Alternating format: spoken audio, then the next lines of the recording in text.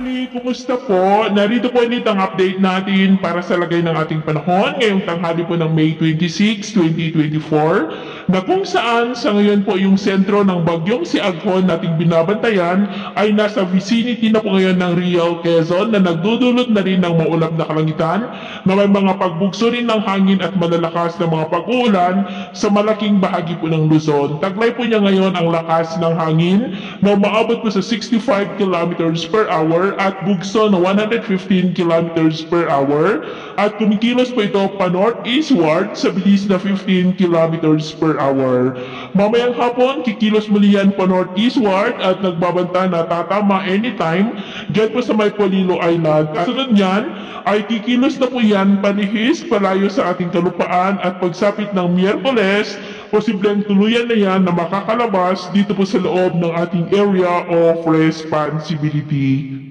At dahil po kay Bagyong Aghon ay nakataas pa rin ngayon ang Tropical Cyclone Weak Signal number 2 dyan po sa may northern and central portion ng Quezon, sa may Alabat, Perez, Quezon, Gumaca, Lopez, Macalelon, General Luna, Unasan, Pitogo, Plaridel, Agdangan, Padre Burgos, Atimonan, Mauban, Real, General Nakar, Infanta, Sampaloc, Pagbilao, Calawag, Lukban, City of Tayabas, Lucena City, Tiaong, Candelaria, Sariaya, Dolores, San Antonio, kasama na po ang Polillo Islands, maging sa may Laguna, the eastern portion of Rizal, sa may Halahala, Pilila, Tanay, maging po sa eastern portion ng Batangas, sa may City of Tanawan, San Jose, Lipa City, Mataas na Kahoy, Balete, Malvar, Santo Tomas, Cuenca, San Pascual, Batangas City, Ibaan, Padre Garcia, Rosario, San Juan, Tayabas at Lobo. Mayroon din pong signal number 1 sa may southeastern portion ng Isabela,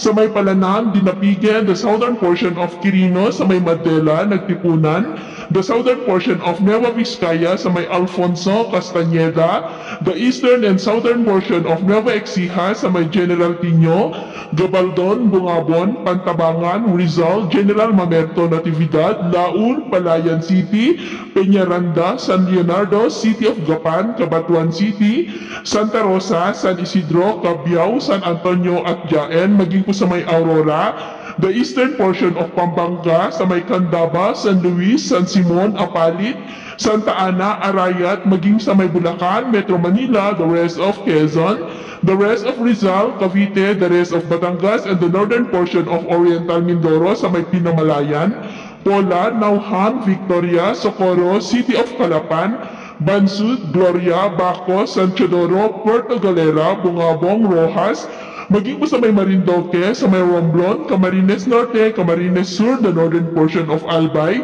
sa may Tiwi, Polangui, Malinaw, Libon, Owas, City of Ligao, maging po sa Burias Island. Sa mga nabanggit po na lugar, iba yung pag-iingat po dahil mataas ang mga banta ng mga pagbaha